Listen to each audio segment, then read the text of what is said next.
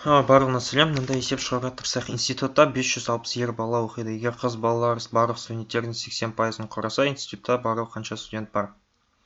Бірінші былай істейік.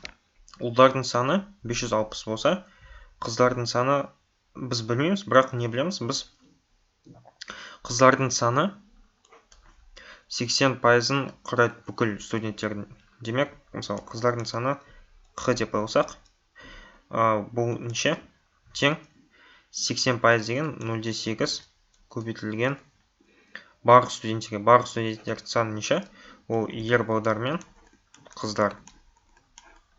Енді осыны шығаруға тырысақ. Тең болады 448 плюс 0,8 Q. Енді мынаны біз мынақа жіберсек, Q минус 0,8 Q тең болады 448. 0,2 Q тең болады 448. Q тең болады 2240. Енді бізден не сұрап тұр? Институтта барлығы қанша студент бар? Барлық студенттің қосындысы ол ер балалар мен қыздардың саны. Демек 560 қосылған 2240 тең 2800.